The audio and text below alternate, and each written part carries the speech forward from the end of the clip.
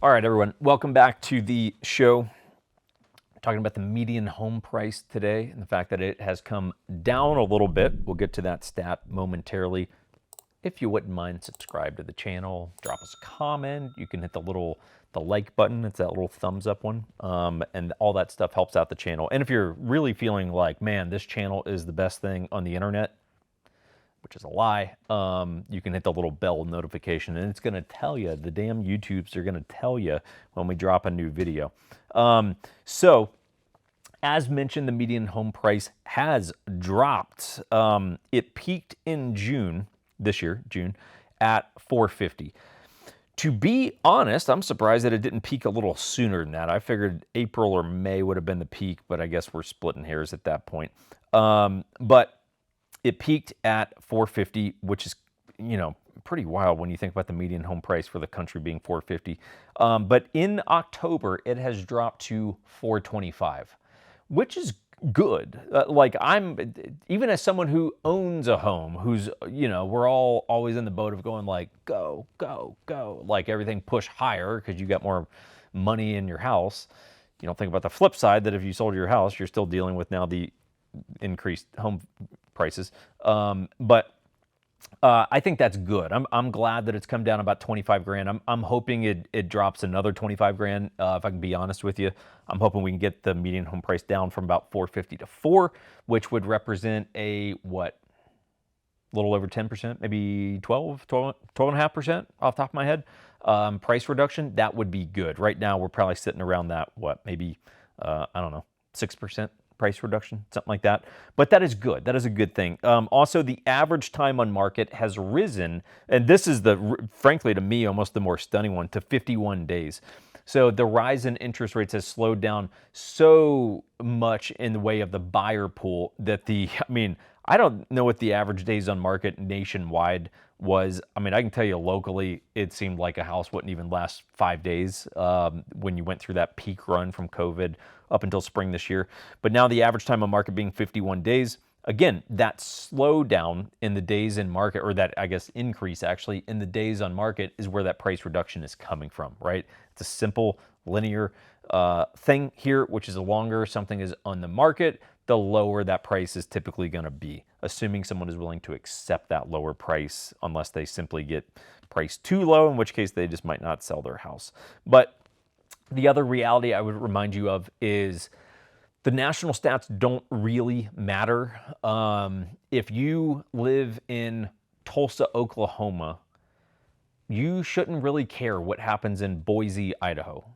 You know what I mean? Like, you're like, oh man, Boise's like booming right now, or Boise crashed right now. And you're like, so what? What's Tulsa doing? That's where I live, right? So the more important thing to pay attention to always is where you live. What is your market doing? That is going to really tell you the story. Because I can tell you, I don't give a shit what happens in Anchorage, Alaska, minus the fact we did have one client up there. But I don't care what happens up there as it relates to where I live. They have virtually no impact on, they really have no impact on each other, aside from, I guess they're kind of both in the US, even though Anchorage, is it though?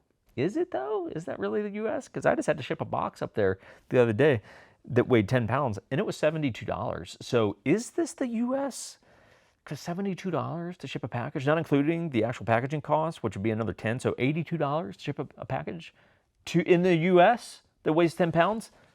Fuck out of here. Get fuck out of here, Alaska. So anyway, that's that. Rant excluded.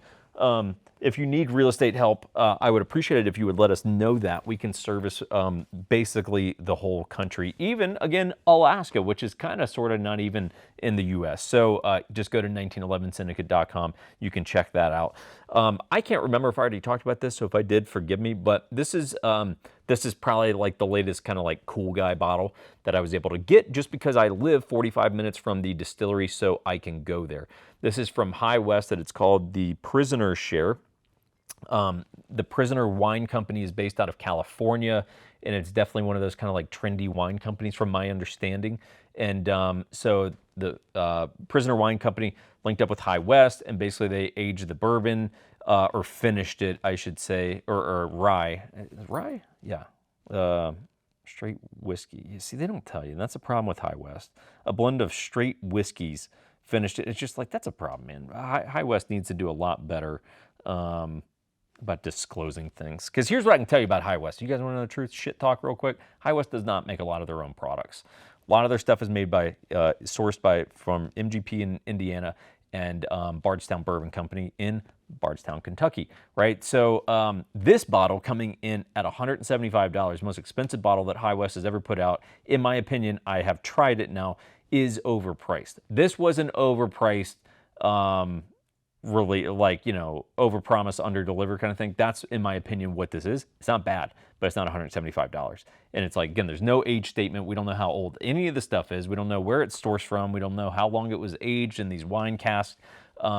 So this I would not rank as, if you were going to go for one of the Cool Guy High West releases, go for Midwinter's Night Dram, okay? Don't go for the Prisoner's Share. It's awesome. They did a great job on the bottle, the packaging, and the wax, everything. It's all super cool, but it's not a $175 bottle of booze, but that's just my opinion. And I'm a High West fan, so if I'm saying that, you can take it to the bank. All right, guys, let's wrap this whole damn thing up. Drop any comments that you got below. We'll see you guys next week.